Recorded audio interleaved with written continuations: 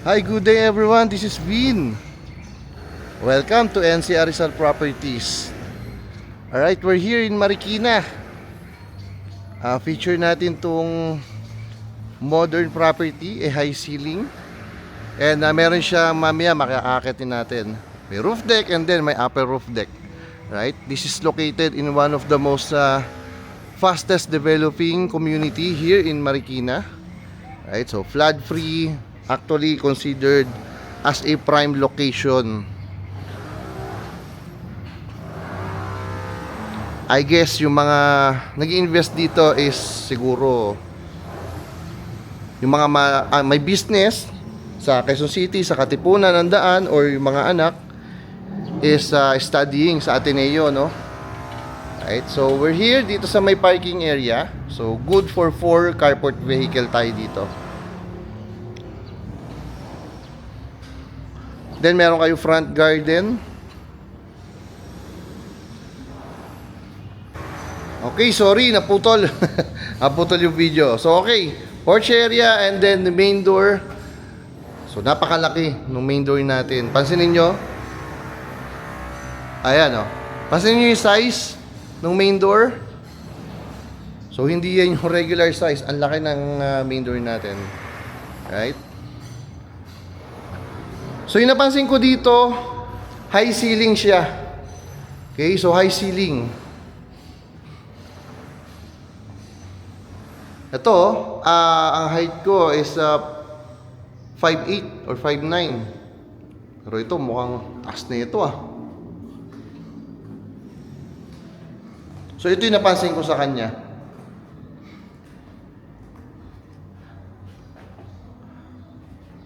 And then good thing, since single attached to, by the way, ang lot area natin dito is 150 square meter po. Okay, 150 square meter. So again, for yung carport vehicle natin, and dyan, may front garden tayo. And, sorry. Kanina, doon sa may setback, sa may gilid, meron ding garden. Mamaya papakita ko. So basically, dito yung magiging feature wall natin. So para siyang naka-stucco finish. Okay. And then dito meron tayo ditong kitchen area and yung common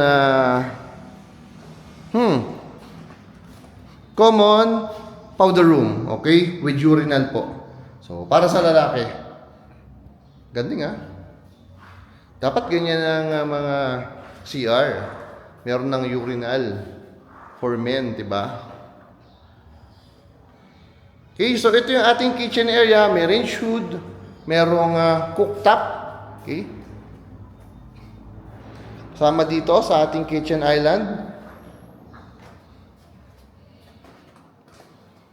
And then, ito yung ating dining area. Right. Taas ng ceiling. And then dito, meron tayong water feature. Okay, so yun yung garden din sa may gilid. Hindi ko nabuksan. Sorry. Okay lang na siguro.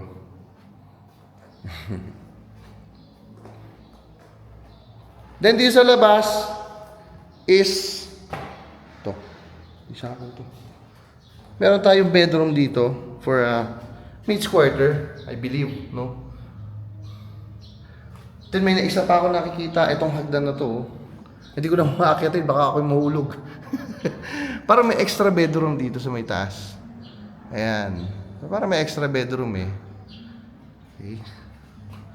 Hindi ko na aakyatin ha. Delikado. baka ako'y lumagapok.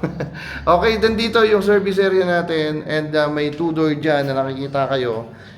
Is nakahiwalay po yung toilet sa bathroom area. Yan po is for ano yun, doon sa ating kasambahay. Okay, akyat tayo. Second floor. Mamaya makikita nyo isang highlights nito is yung kanyang roof deck and upper roof deck po. Makikita nyo ron city buildings and Sierra Madre. So, first bedroom, di tayo, second floor. Medyo off lang dito, to be honest. Ang off lang sa akin dito is pag akit mo ng hagdan, ayan, tabi-tabi na yung kwarto. Di ba, puro pintuan na. Usually kasi yung mga single attached na fini-feature natin, di ba? May common space, may malaking common space pa. So ito, 150 square meter lot area. Siguro na-sacrifice dahil doon sa labas kanina, di ba? Yung 4 carport vehicle, right? So ito yung common space niya. Pwede ka mag-set up dyan kung siguro desktop, ganyan. So ganun pa rin, ang taas pa rin po ng ceiling nito. Kahit yung mga kwarto, ang tataas ng ceilings.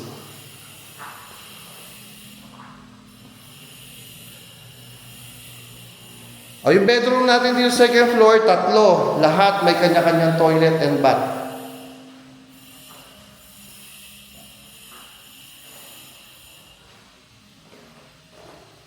So kung tatanungin nyo, okay lang ako sa space.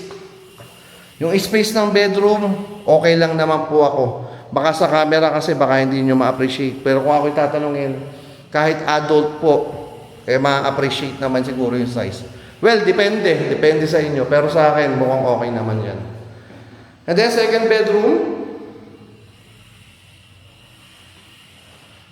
Provision for a window type. Okay, then may sarili po tayong toilet and bath. Okay, daming cabinets. Hanggang sa taas, ayan, may cabinet sa taas yan. Sakit yun.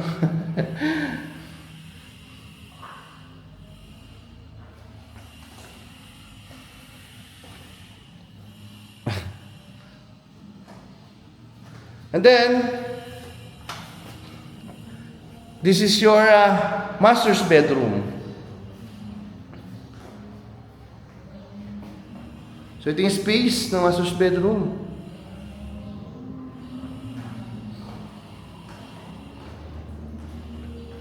Mamaya ako dyan sa balcony. Dito muna ako sa ating walk-in closet and toilet and bath. Ayusin ko lang yung camera. Yan.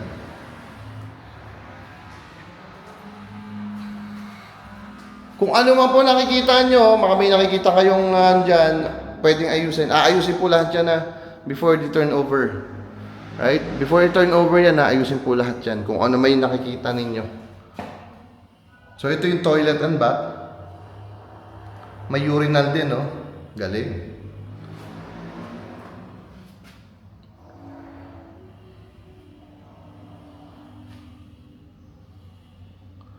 Taas ng ceiling, no? Ayan.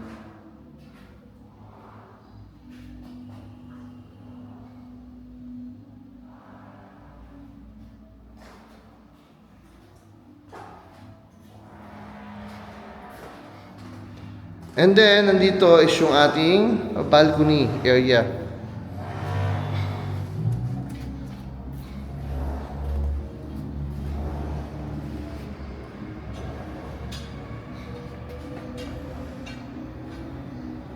Isa pang maganda dito sa village, ang higpit po ng guard talaga. So, hindi tayo basta-basta nakapasok. Ayan, so ito yung balcony. Actually, main road na yun eh. Then, ito yung space for the master's bedroom. Tara, akit tayo.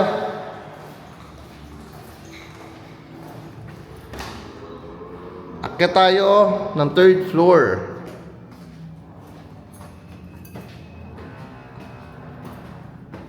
Actually, parang may video na ako nito dati. Alam ko may video na ako nito dati eh. Oh, so dami kasi ng bahay na binibidyohan. Hindi ko na matandaan lahat. Okay, 3rd floor. We have 2 bedrooms na may isang common toilet and bath. So, pakita ko lang sa inyo.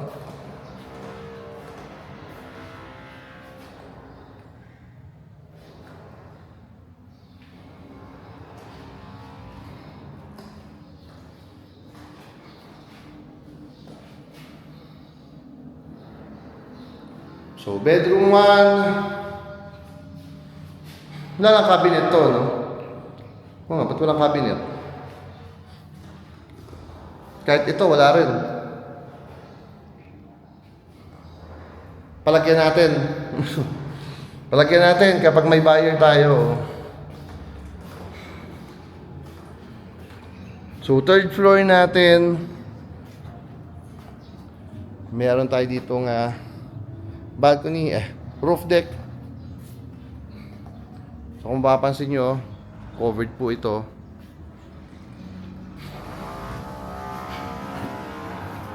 Biglang tumirik yung araw, kung kailan papunta ako ng upper roof deck eh.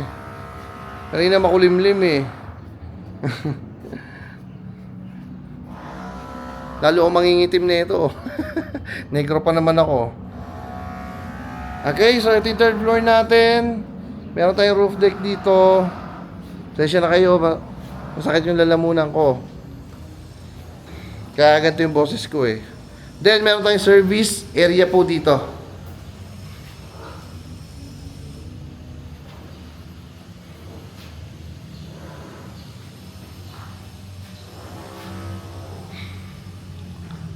Sige, tara. Akitin natin. Akitin ko yung upper roof deck, ha? Okay. Init.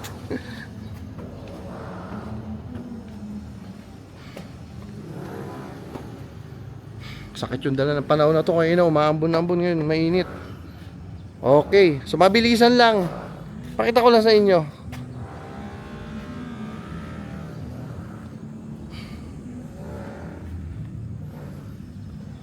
Right, so dun sa side na yan, hindi ko lang sure sa camera, pero Rizal Mountains po. Nandiyan, Rizal Mountains. Yan, paikot dito. Okay. Pagdating sa side na to is city buildings na po. Ayan, bababa na ako. Tirik na tirik yung araw. Lalo ako maninegro. Bababa muna ako, ha. Ito tayo magkwento sa malilim.